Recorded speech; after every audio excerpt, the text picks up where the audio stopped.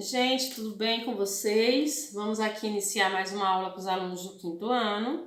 E aí a gente vai iniciar a nossa aula fazendo a correção da atividade de redação. Só que a prova vai estar corrigindo aí a parte da atividade das perguntas e o quinto, que é a nossa redação, né? A nossa estrutura narrativa que a prova propôs a vocês.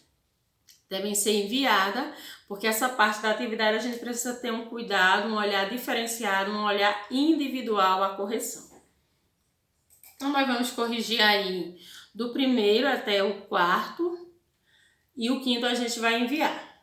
Então, o primeiro pede para a gente falar sobre o gênero narrativo. Na letra A, para que a gente cite os elementos de uma narrativa. Então, são 5 os elementos que compõem a narrativa. Todos os textos que estão na tipologia narrativa precisam ter esses elementos. Então, personagem, tempo, espaço, enredo e narrador. São os 5 elementos de uma narrativa. B. Cite as 2 formas de se apresentar um texto narrativo. Então, eu posso apresentar uma narrativa oral ou eu posso apresentar uma narrativa escrita. 3. Destaque uma característica presente em cada gênero narrativo. Então, aí, gente, a prova vai citar uma característica, porque pode ser que alguém não tenha feito, mas quem fez sua característica referente àquele gênero textual, deixa a sua. Então, no conto, uma das características mais presentes é a presença de elementos mágicos, né? Nos contos, a gente tem aí abóbora se transformando em carruagem, ratos se transformando em cavalos, né? Uma fada madrinha que faz você ficar belíssima do dia para a noite. Então, são elementos mágicos que estão presentes no conto e que o conto precisa para o desenvolvimento da narrativa. As histórias em quadrinhos traz como principal característica a questão da presença de gravuras, né? Então, os elementos gráficos têm uma presença muito grande aí nas características da história em quadrinho. Além dos textos, a gente tem as gravuras. E as lendas trabalham muito como característica os elementos sobrenaturais, né? São fatos do cotidiano que são agregados a eles elementos sobrenaturais, transformando aquilo numa lenda, né? Porque são fatos, tipo o boto. O boto é um animal que existe de forma real, mas aquele animal que existe de forma real foi atribuído ali um elemento sobrenatural, que é nas noites de lua cheia, ele se transformar num homem, sair da água e seduzir as mulheres na cidade. Então, os elementos sobrenaturais são uma das características presentes ao gênero textual lenda. Numere corretamente as sequências da estrutura narrativa. Fora os elementos, se eu quero desenvolver uma narrativa, eu preciso obedecer 3 pontos principais. O primeiro, número 1, a gente vai colocar aqui onde tem introdução, que é a situação inicial. Depois, o 2 é o desenvolvimento, onde eu apresento o conflito. O 3 é o desfecho, que é a conclusão, onde eu resolvo o conflito e encerro a minha narrativa. Todos vão colocar aí a correção hoje da nossa atividade de redação e quem ainda não me enviou a redação do quinto pode me enviar. Já recebi alguns, hoje eu quero estar fazendo aí a correção, já mandando aí o retorno, né? E para quem ainda não me enviou, enviar ao longo da semana, por favor. Então hoje vamos ter aí aulas de ciência, todo mundo vai pegar o livro, abre na página 536. E a gente vai falar aí sobre essas 2 fases da vida. Né? Na nossa aula passada a gente falou sobre a fecundação, né, e a formação dos gêmeos. E depois da fecundação, né, da formação do embrião, do nascimento do indivíduo, esse indivíduo vai passar por fases distintas ao longo da vida. E todas essas fases têm uma fundamental importância no desenvolvimento do ser vivo. Então aí a gente vai falar sobre 2 fases importantes, que é a infância e depois eu posso dizer assim, um divisor de água na vida de todo mundo, que é a adolescência.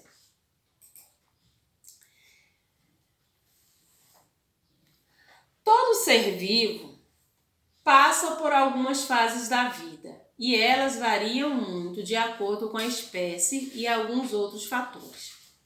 O que podemos afirmar quanto aos seres vivos é que eles passam por duas etapas.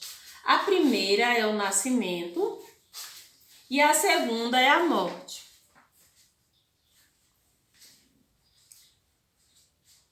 Você verá agora como ocorre o ciclo da vida e quais são as fases que geralmente o ser humano deve passar até chegar à morte.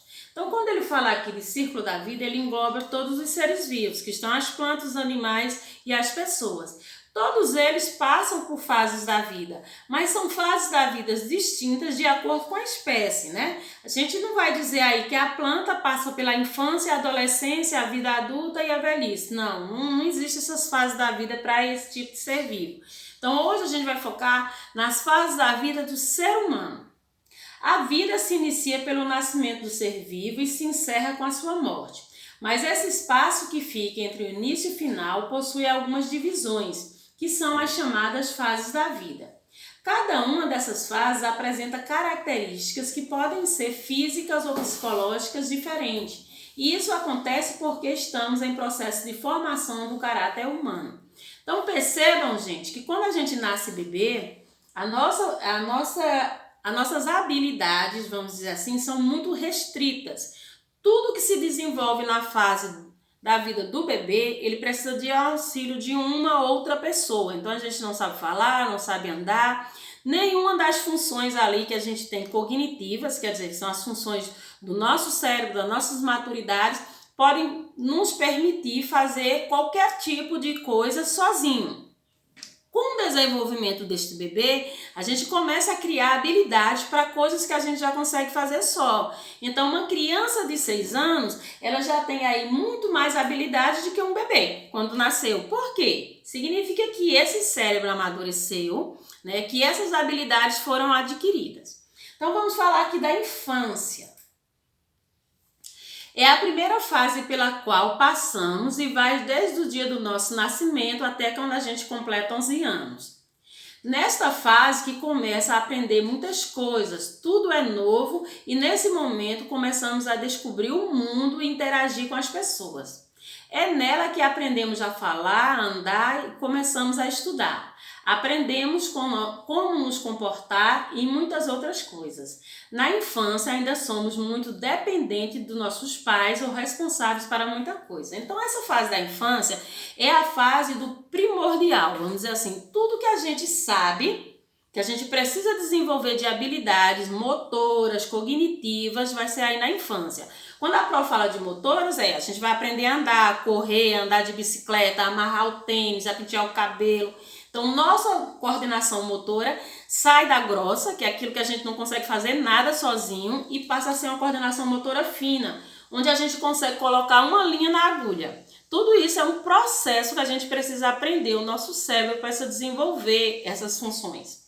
Outra coisa, o cognitivo, que é a nossa parte de intelectual, a gente aprende muito na infância. Então a gente vai para a escola e aí tem todo o processo para aprender a ler, a fazer conta. Então a infância é a nossa fase de descobertas. O nosso corpo, que é a parte motora e cognitiva, vai ser desenvolvida aí de quando a gente nasceu até quando a gente tem 11 anos. Vamos falar de outra fase importantíssima. Se a Pro disse que a infância é a fase onde a gente desenvolve o cognitivo e o motor, a adolescência é a fase onde a gente amadurece a nossa outra parte, que é a parte reprodutiva. A gente sabe que o ser humano, ele só é enquadrado como ser vivo porque ele também obedece àquelas características de nascer, de crescer, de reproduzir, de morrer, como a planta e o animal. Então, na parte da adolescência, a gente vai ter aí um conflito, um divisor de águas, porque a gente não sabe onde se encaixa quando está adolescente. Vocês estão passando por essa fase agora. Você não é considerada mais uma criança, mas você também não é considerado um adulto. Então, você está ali numa transição entre essas duas fases da vida, a fase adulta e a da infância. Então, aqui diz assim, ó. Geralmente, na adolescência, vai dos 12 aos 20 anos de idade. Esta é uma fase de transição entre a infância e a vida adulta. É nela que acontecem as maiores transformações tanto no corpo como na mente do homem. Nas meninas, o corpo passa a se modificar. Ele vai ficando mais arredondado, os seios começam a crescer, os quadris ficam mais largos e aí vem a menstruação. Então percebam que a fase da adolescência é tudo centrado na questão da reprodução. Quando a gente nasce, todos esses órgãos, nós meninas, estão presentes no nosso corpo, mas eles só vão amadurecer e se desenvolver quando a gente chegar nessa fase. Então a gente começa a perceber modificações no nosso corpo, modificações na nossa cabecinha, a gente começa a enxergar, né, o nosso coleguinha de uma forma diferente. Por quê? São hormônios que vão se desenvolvendo na gente, que é justamente para acontecer porque a gente precisa gostar do sexo oposto para que a gente consiga trabalhar a reprodução. Nos meninos, a voz começa a engrossar e algumas vezes, quando já está no início, ela pode ficar um pouco desafinada. O pênis e os testículos aumentam e começam a surgir pelos no rosto, que formam a barba e o bigode. Tanto nos meninos quanto nas meninas, há o crescimento do corpo e também dos pelos na região genital e nas axilas. É nessa fase que geralmente se inicia uma nova etapa nos estudos, entre a faculdade e também começa a namorar. Então aí tudo que está centrado na fase da adolescência não tem nada a ver com desenvolvimento cognitivo nem o desenvolvimento motor. Então a gente já se formou nesse processo até os 11 anos e agora a gente vai trabalhar outra fase da vida, né? O nosso corpo está se preparando para a gente entrar na fase adulta, que é quando a gente precisa aí de tudo isso desenvolvido, tanto no nosso lado de maturidade, quanto o nosso corpo, para acomodar aí um novo indivíduo, porque a gente vai participar na fase adulta do processo de reprodução.